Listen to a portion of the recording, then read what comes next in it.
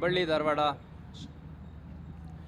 ಧಾರವಾಡ ಅವಳಿ ನಗರದ commissionerate ವ್ಯಾಪ್ತಿಯಲ್ಲಿರೋ Hubballi town police ಠಾಣಾ ಸರಹದ್ದಿನಲ್ಲಿ ಇವತ್ತು ಬೆಳಗ್ಗೆ ಒಂದು ಕಂಪ್ಲೇಂಟ್ ಬಂದಿದೆ. ಆ ಕಂಪ್ಲೇಂಟಲ್ಲಿ ನೊಂದ ಬಾಲಕಿ ಏನಿದ್ದಾಳೆ, ಆ ನೊಂದ ಬಾಲಕಿಯ ತಾಯಿ ತಂದೆ ಠಾಣೆಗೆ ಬಂದು ಒಂದು ಕಂಪ್ಲೇಂಟ್ ಕೊಡ್ತಾರೆ.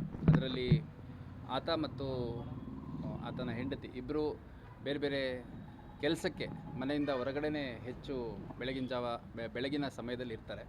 ಅಂಥ ಸಮಯದಲ್ಲಿ ಮನೆಯಲ್ಲಿ ಇದ್ದಂತಹ ಸುಮಾರು 12ರಿಂದ 13 ವರ್ಷದ ಬಾಲಕಿ, ಅಪ್ರಾಪ್ತ ಬಾಲಕಿ ಏನಿದ್ದಾಳೆ, ಆ ಬಾಲಕಿಗೆ ಅದೇ ಏರಿಯಾದಲ್ಲಿರುವಂಥ ಸುಮಾರು 14ರಿಂದ 15 ವರ್ಷ ವಯಸ್ಸಿನ 3 ಜನ ಹುಡುಗರು ಆ ಹುಡುಗಿ ಜೊತೆ ಅನುಚಿತವಾಗಿ ವರ್ತನೆ ಮಾಡಿರುವಂಥದ್ದು, ಲೈಂಗಿಕ ದೌರ್ಜನ್ಯ ಮಾಡಿರುವಂಥದ್ದು ಪೋಷಕರಿಗೆ ಆ ಬಾಲಕಿಯಿಂದ ತಿಳಿದು ಬಂದಿದೆ. ಅದರ ಹಿನ್ನೆಲೆಯಲ್ಲಿ ನಮ್ಮ ಹುಬ್ಬಳ್ಳಿ ಟೌನ್ ಪೊಲೀಸ್ ಠಾಣೆಯಲ್ಲಿ ಒಂದು ಪೋಕ್ಸೋ ಪ್ರಕರಣ ದಾಖಲು ಮಾಡಿಕೊಂಡಿದ್ದೇವೆ. ಮತ್ತು ಯಾರು ದೌರ್ಜನ್ಯ ಎಸಗಿದಂಥ 3 ಜನ ಆರೋಪಿಗಳಿದ್ದಾರೆ, ಆ 3 ಜನ ಆರೋಪಿಗಳನ್ನು ವಶಕ್ಕೆ ತಗೊಂಡು ವಿಚಾರಣೆಗೊಳಪಡಿಸಿದ್ದೇವೆ. ಆ 3 ಜನ ಆರೋಪಿಗಳು ಸುಮಾರು 14ರಿಂದ 15 ವರ್ಷ ವಯಸ್ಸಿನ ಹುಡುಗರಿದ್ದಾರೆ.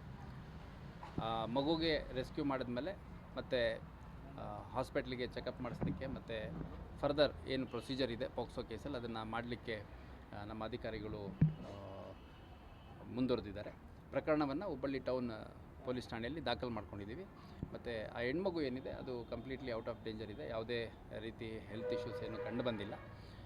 ಬಟ್ ಕಳೆದ 7-8 ದಿನದಲ್ಲಿ ಭಾಳಷ್ಟು ಬಾರಿ ಈ 3 ಜನ ಹುಡುಗರು ಸೇರಿಕೊಂಡು ಆ ಮಗುಗೆ ತೊಂದರೆ ಕೊಟ್ಟಿರುವಂಥ ಒಂದು ಘಟನೆ ನಡೆದಿದೆ.